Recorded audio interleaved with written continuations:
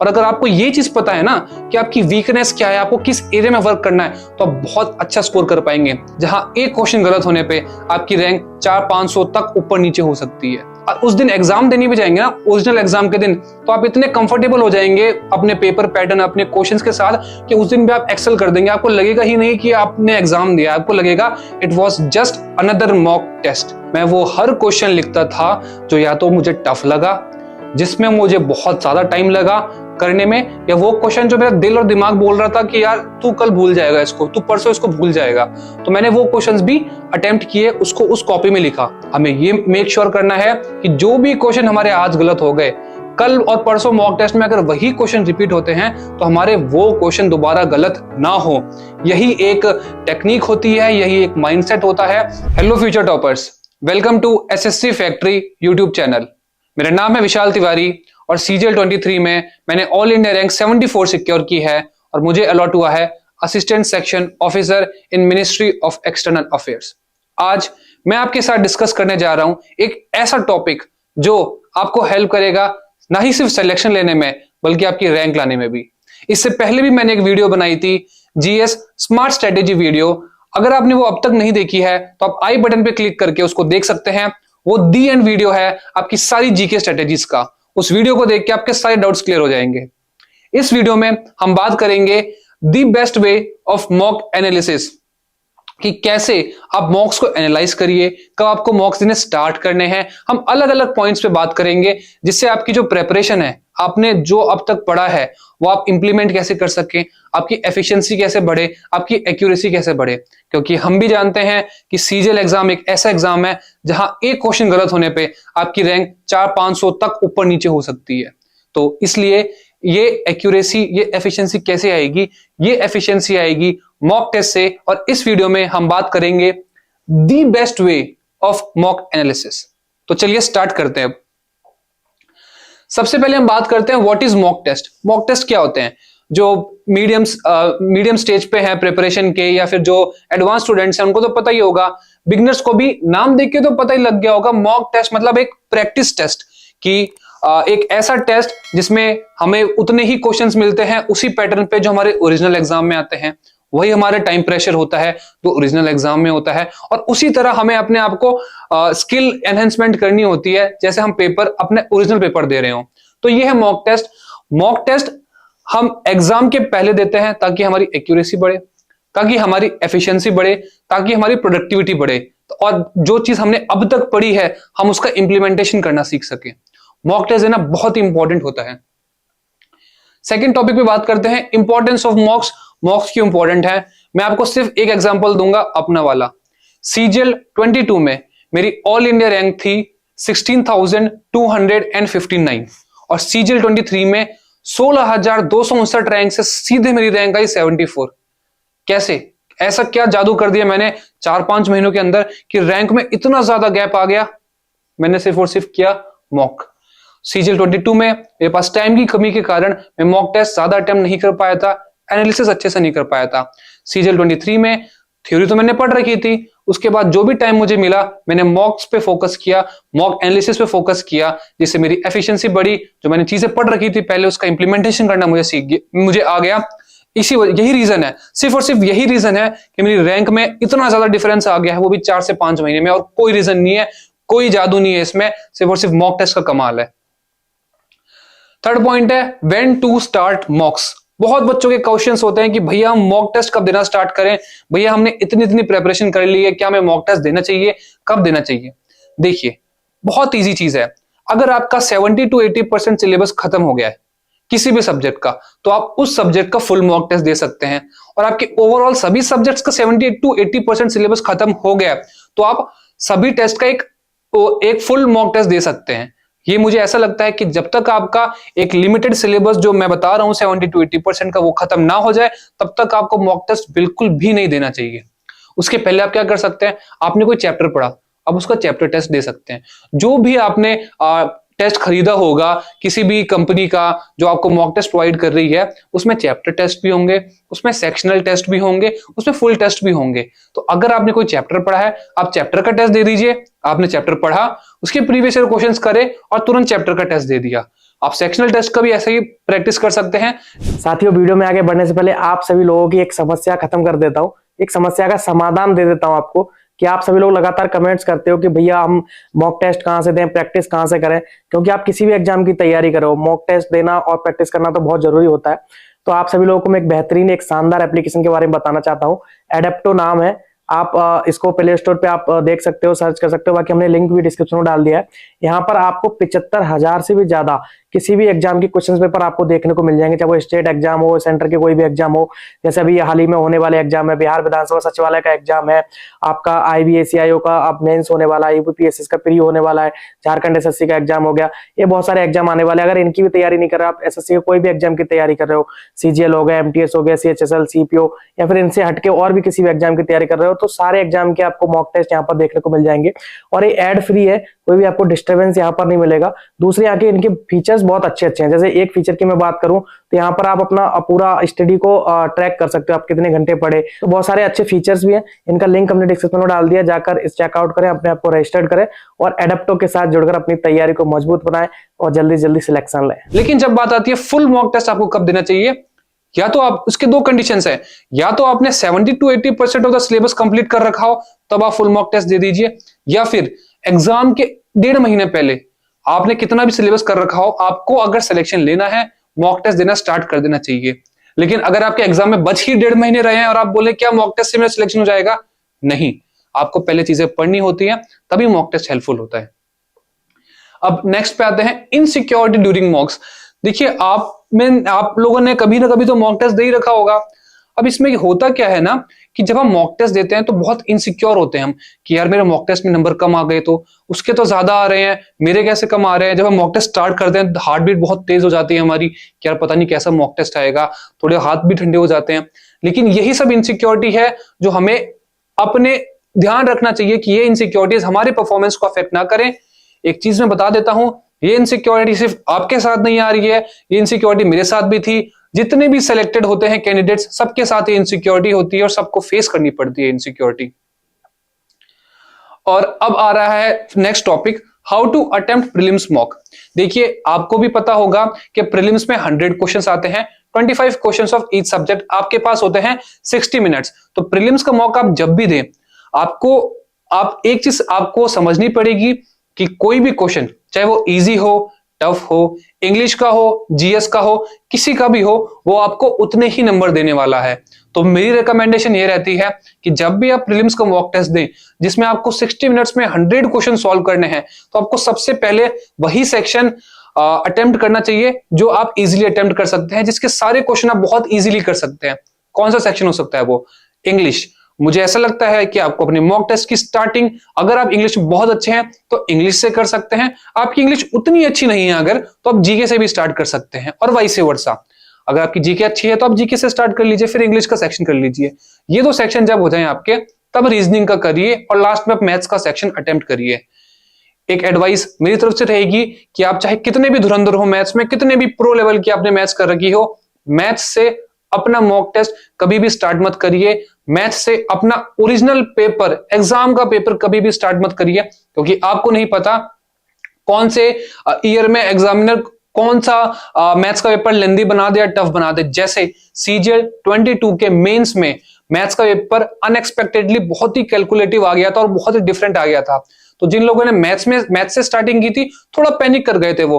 मैंने तो अपनी स्टार्टिंग रीजनिंग से की थी, मेरा बहुत इजी गो था मेरा मैथ्स। एक बार क्या होता है ना, जब आप स्टार्टिंग से कोई इजी सब्जेक्ट उठाते हैं, उससे पेपर स्टार्ट करते हैं ना, तो आपका कॉन्फिडेंस बिल्डअप होता है। इसीलिए हमें जो भी सब्जेक्ट, या तो हम उसमें अच्छे हो, मैथ्स के अलावा रीजनिंग, इंग्लिश, GS, आप रीजनिंग से भी बहुत अच्छे से स्टार्ट कर सकते हैं, या तो आप उससे स्टार्ट कर लीजिए। इससे क्या होगा, आपको कॉन्फिडेंस बिल्डअप होगा, आप अपने आप को सेम लेवल पे ले आएंगे पेपर की तरह, कि जो पेपर का लेवल है, आपका माइंड भी आपको साथ देगा। और जब आपके अंदर कॉन्फिडेंस आ जाएगा ना, तो जो क्वेश्चन आपको नहीं भी आता होगा, क्या पता आप वो भी जल्दी से कर लाए। वरना नर्वसनेस में क्या होता है, नर्वसनेस, एंग्जाइटी, ये बहुत सारी चीजें होती हैं जो हमारे एग्जाम को परफॉर्मेंस, जो हमारी एग्जाम में परफॉर्मेंस होती है, उसमें बहुत नेगेटिव रोल प्ले करते हैं। तो ये मैंने बता दिया प्रीलिम्स का मॉक आपको कैसे अटेम्प्ट करना है। अब 6 पॉइंट आता है, how to attempt mains mock. अगर आपने प्रीलिम्स का मॉक दे दिया है, पहले भी आपने मेंस के मॉक दे रखे थे, तो अब मैं बताऊंगा आपको कि मेंस के मॉक कब अटेम्प्ट करनी चाहिए आपको। एक एडवाइस मैं ये दूंगा कि जब तक आपका प्रीलिम्स का पेपर नहीं हो जाता है, आप सिर्फ और सिर्फ प्रीलिम्स के मॉक ही दीजिएगा, क्योंकि प्रीलिम्स और मेंस के बीच आपको बहुत अच्छा खासा 2.5 से 3 महीने का टाइम मिलता है। तो आपको जो भी मेंस के मॉक देने हैं, आप उसी 2.5 से 3 महीने के अंदर दीजिएगा। मेंस प्रीलिम्स से पहले आपको सिर्फ और सिर्फ प्रीलिम्स के मॉक देने हैं, क्योंकि प्रीलिम्स में जो आपकी स्किल टेस्ट होगी वो होगी एफिशिएंसी की, और आप कितनी तेज सॉल्व कर पा रहे हैं, क्योंकि आपको 100 क्वेश्चन करने होते हैं 60 मिनट में, और मेंस में आपको करने होते हैं 60 क्वेश्चन 60 मिनट में, इंग्लिश और रीजनिंग सेक्शन के, और बाकी 70 क्वेश्चन इंग्लिश और जीएस के 60 मिनट में। तो इंग्लिश और जीएस के लिए तो आपके पास इनफ टाइम रहता है, वहां तो बस आपको नॉलेज टेस्ट होती है आपकी। लेकिन जो मैथ्स और रीजनिंग का होता है मेंस में, वहां भी आपको स्पीड बरकरार रखनी पड़ेगी, क्योंकि वहां पे भी आपको 60 क्वेश्चंस करने होते हैं 60 मिनट में। तो मेंस का मॉक कैसे अटेम्प्ट करना है आपको, आप पहले वही जो मैंने बात कही, आप रीजनिंग सेक्शन से स्टार्ट करिए, क्योंकि रीजनिंग सेक्शन आपको कॉन्फिडेंस देगी कि हाँ, एक बार, क्योंकि रीजनिंग मैथ्स के कंपैरिजन में इजी आती है। एग्जामिनर कितनी भी टफ रीजनिंग बना ले, क्या भी कर ले, आप 30 में से 27-28 क्वेश्चंस तो कर ही लेंगे रीजनिंग के। जब आप रीजनिंग कर ले, जब आपके अंदर पूरा जोश आ जाए, कॉन्फिडेंस आ जाए कि हाँ, अब मैं अपने आप को एक सेट कर चुका हूं पेपर के लेवल पे, फिर जब मैथ्स करने जाएंगे तो आप डबल कॉन्फिडेंस के साथ उस फील्ड पे उतरेंगे मैथ्स के क्वेश्चंस करने के लिए, और आप बहुत अच्छा स्कोर करेंगे।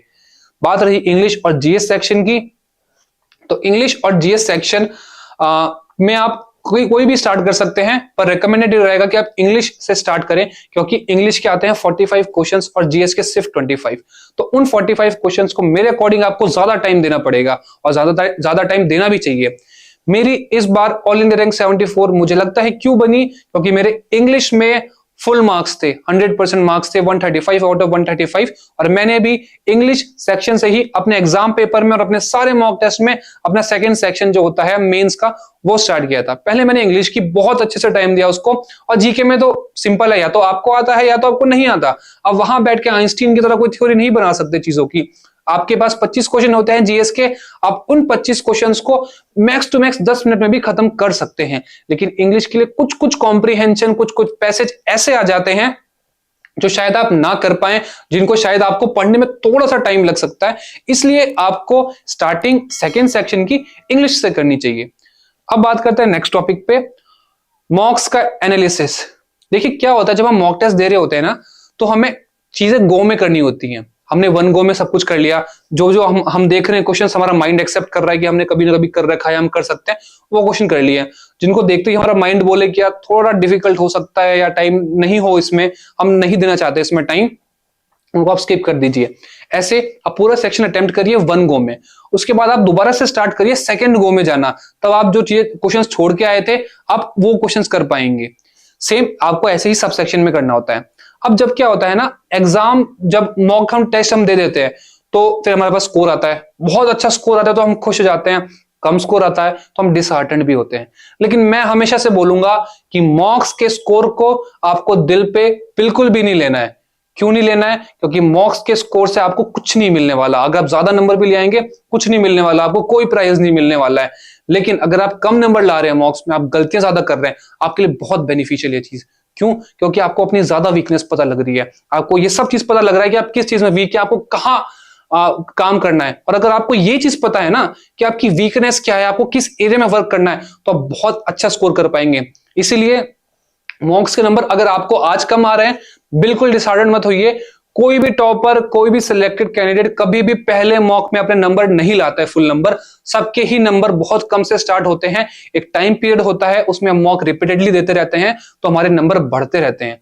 बहुत बच्चे मुझसे ये भी पूछते हैं कि विशाल भैया, हम 1 घंटे में मॉक अटेम्प्ट ही नहीं कर पा रहे हैं, तो हम क्या करें? आप सिर्फ और सिर्फ मॉक टेस्ट दीजिए। वही बात है कि मॉक टेस्ट भी आपका टाइम मांगता है। स्टार्टिंग में आप 60 मिनट में, 1 घंटे में 100 क्वेश्चन नहीं कर पाएंगे, आपसे क्वेश्चंस छूटेंगे ही छूटेंगे। और ये सिर्फ आपकी कहानी नहीं है, जो भी बच्चा सीजीएल एग्जाम की या एसएससी के कोई भी एग्जाम की तैयारी कर रहा है, उससे छूटते हैं। विथ प्रैक्टिस, विथ एक्सपीरियंस, आप वो क्वेश्चंस को जल्दी जल्दी सॉल्व करना चालू करेंगे और आपके मार्क्स भी ग्रेजुअली इंक्रीज होंगे। एक और बात, बच्चे अक्सर गलती क्या करते हैं ना, जब हम मॉक्स देते हैं तो हम ये एक्सपेक्टेशन लेके चलते हैं कि आज हमने पहला मॉक दिया तो हमारे मान लो 200 में से आ गए 110 नंबर, तो हम कल मॉक देंगे हमारे 120 नंबर आने चाहिए, अगर एक परसों देंगे तो 130 आएंगे, उसके अगले दिन देंगे 140 नंबर आएंगे। हम जितने ज्यादा मॉक देते रहेंगे हमारे नंबर उतने बढ़ते रहेंगे, लेकिन ऐसा नहीं होता है। ये एक्सपेक्टेशन लेके नहीं चलना चाहिए आपको। आपके मॉक आज 110 नंबर आ रहे हैं, कल आपके 80 नंबर भी आ सकते हैं, फिर क्या पता 80 से सीधे 130 पे जंप कर जाएं। ये बिल्कुल भी आप इस पे मत पैनिक होइएगा कि कल तो हमारे इतने नंबर थे आज हमारे कम कैसे हो गए।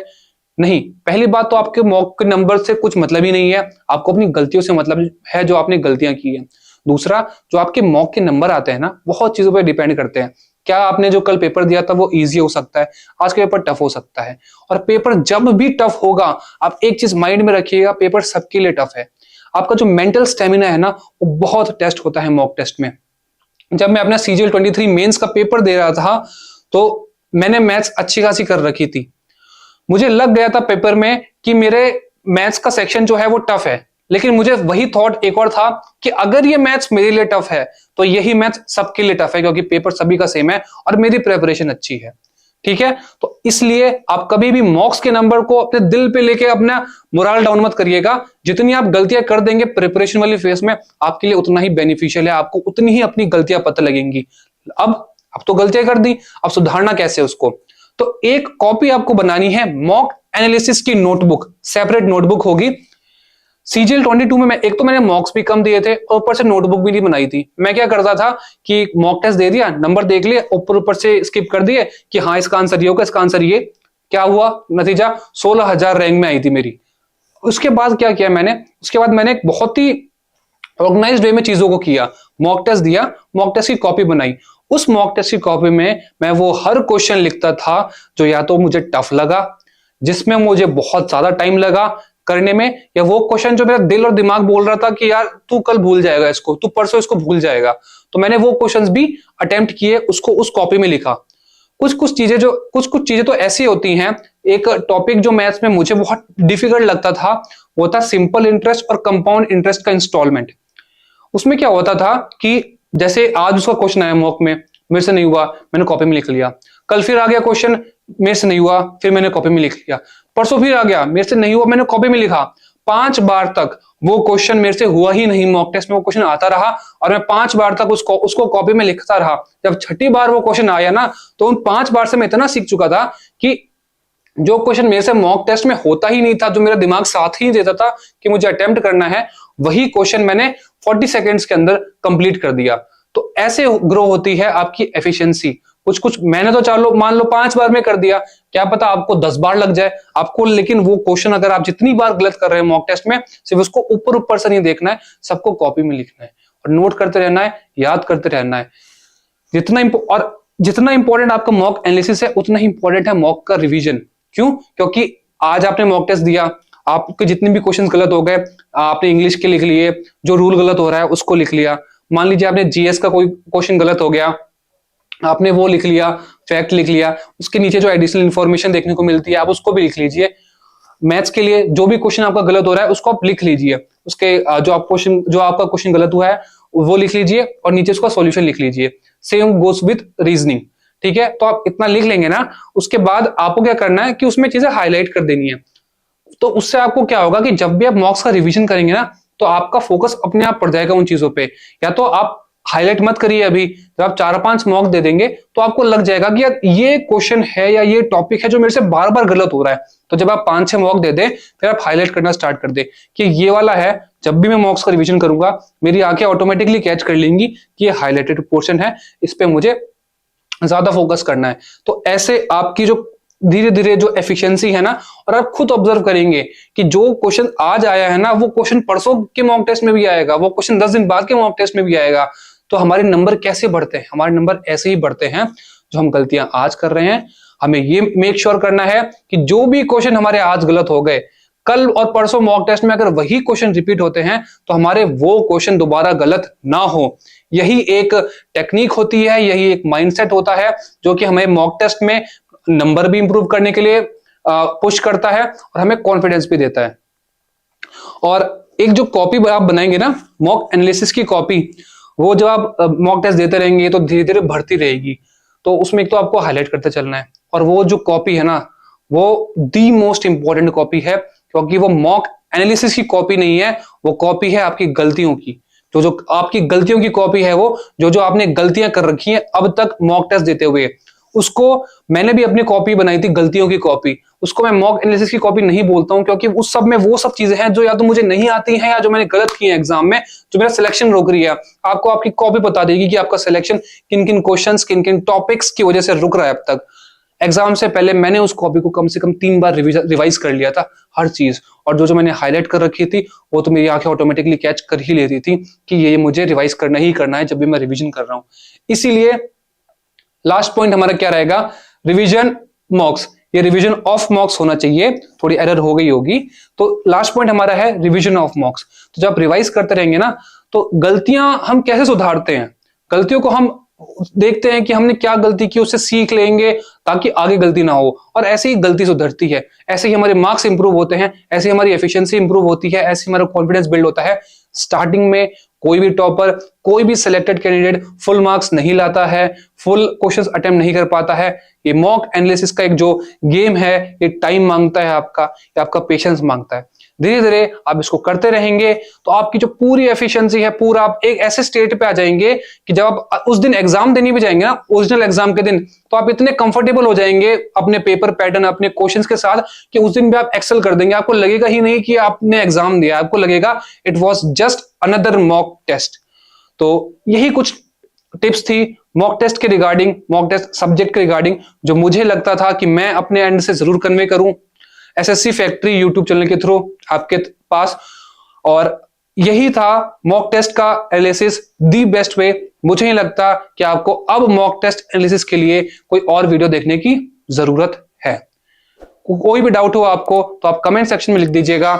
एसएससी फैक्ट्री यूट्यूब चैनल की जो टीम है उसका रिप्लाई जरूर करेगी।